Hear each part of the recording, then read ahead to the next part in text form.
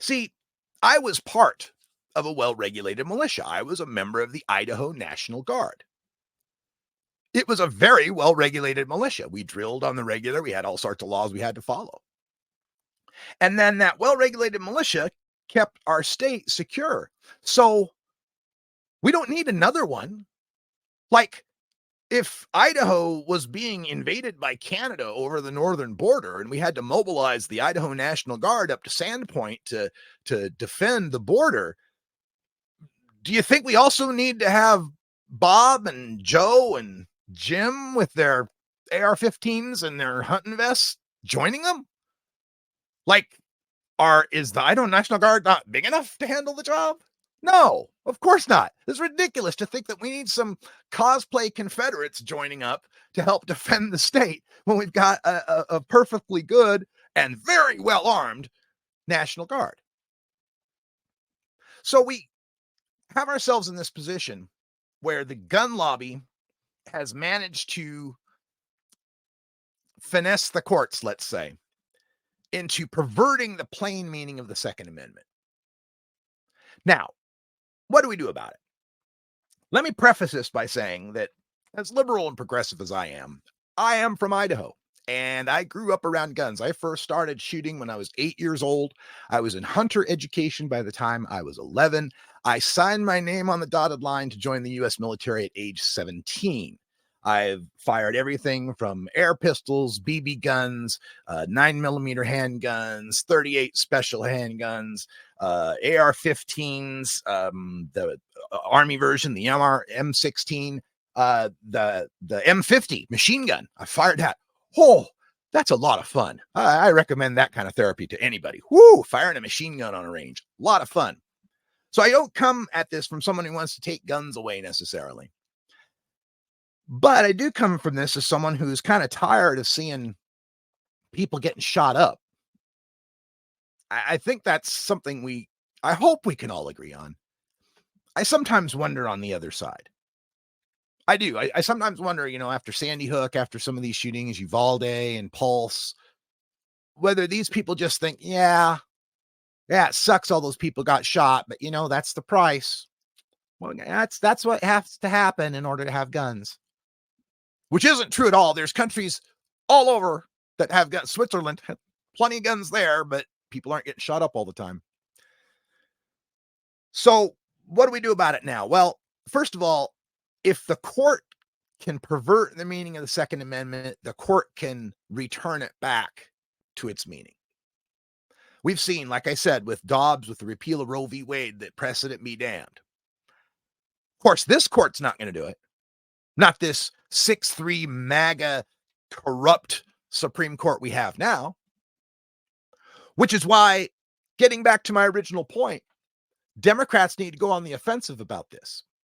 And Democrats need to make packing the court one of their primary goals, and to trumpet it, and to stop running in fear of it, of Republicans saying, oh, you're being partisan. Oh, if you pack the court when you're in charge, well, we'll pack it when we're in charge. Yeah, you already did. You stole a seat from Barack Obama and installed a corrupt justice in Alito during the Bush administration. And then God knows what they've got on Kavanaugh after all his debts got paid mysteriously out of nowhere. And Amy Coney Barrett, let's not even go there with the handmaid judge. So this court's not going to do it. Democrats need to make court packing the centerpiece of what they want to do. They need to turn to the American people, because what's going on right now, Democrats, let me explain what's going on with white folks. I can't speak for anybody else, but I can definitely tell you what's going on for white folks in the middle of the country. They see nobody gives a damn about them. They see a Democratic Party that, they care about black people and Black Lives Matter, and they care about Latinos or Latinx. They care about the gay people, and then they care about the Muslims, but they just don't care about us. And Joe Biden and Democrats can say, oh, of course we care about the working class. And then all a white person listening to Fox News has to hear is point to Bill Clinton passing NAFTA. is point to all the ways Democrats in the 90s and how neoliberalism just shattered the lives of working class white people and Black and Latinos, sure, as well. Again, I'm speaking from my own experience here. So they see that nobody gives a damn about them, Republicans or Democrats, but at least Republicans care about their culture. At least Republicans don't call them, Bible thumpers and gun nuts, and right. So while they think that both parties don't give a shit about the things that matter in their lives, economically, at least the Republicans care about us culturally. So Democrats, what you need to do is to start exposing the fact that the ills that beset the American people are due to Republicans, and Democrats would fix it if we just had the power to do so. Now, this is also going to be a tough sell because Democrats can also, and I do this very often, point back to 1992 when Bill Clinton had the House, had the Senate, had a pretty big win. Well, he didn't have a big win in 92. It was a plurality win. But we can also point to Barack Obama in 2008, who did have a pretty big win, had a House, had a Senate that at one point had a filibuster-proof majority, as a matter of fact. But then when things came along, like the chance to codify Roe v. Wade into law, Barack Obama had other priorities. They didn't want to poke the bear. They didn't want to be too aggressive about pushing the agenda against the Republicans because, the media might say they weren't being bipartisan, and gee, folks on Fox might say not bad things.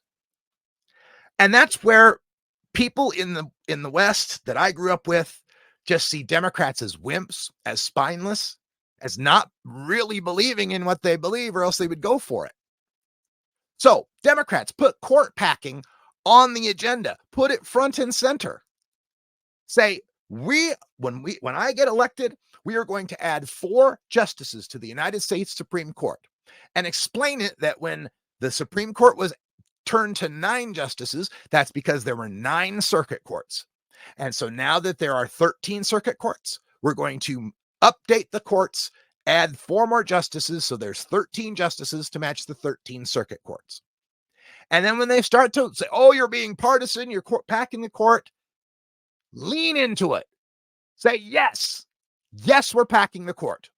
Because a president who was elected with less than a popular vote, who was impeached twice, who was indicted 4 times, and who has very, very shady ties to Russia, was allowed to install a third of that Supreme Court, 3 of those justices. That's court packing. And we are just going to restore the balance. And once we restore the balance to that Supreme Court, with 3 justices to make up for the ones that the illegitimate president never should have had, and another one for punitive measure to punish Mitch McConnell for ever stealing a justice in the first place. Get that to a 7-6 court and say, once we have that 7-6 court, we will bring forth a series of lawsuits to challenge the Braun decision, to challenge the Heller decision. Just as the conservatives, when Roe v. Wade was passed in 1970, they fomented a plan. We need to work our way up through the courts. We need to capture the Supreme Court. We need to send all these cases up through the courts to get Roe v. Wade overturned. Use that playbook. It worked. So Democrats take that playbook and use it and move forward and say, yes, we're going to pack the court. And yes, we're going to pack the court with the intent of reinterpreting the Second Amendment for modern times.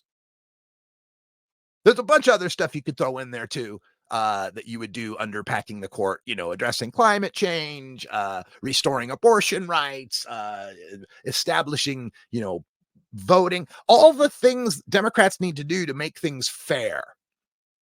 Now, I'll save that for another rant, how Democrats need to make fairness the issue. But on the gun issue, the cultural thing that we need to get to with white guys like me that grew up in the West is that it's your dick.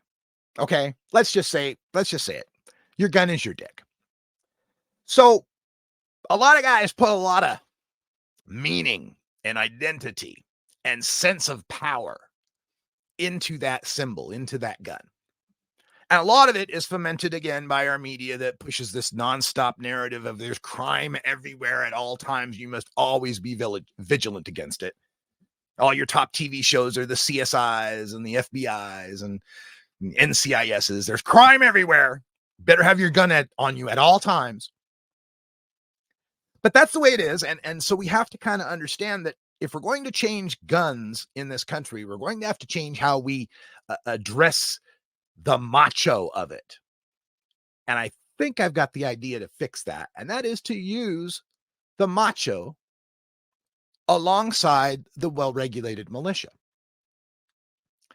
We need to bring that well-regulated militia part back into the Second Amendment.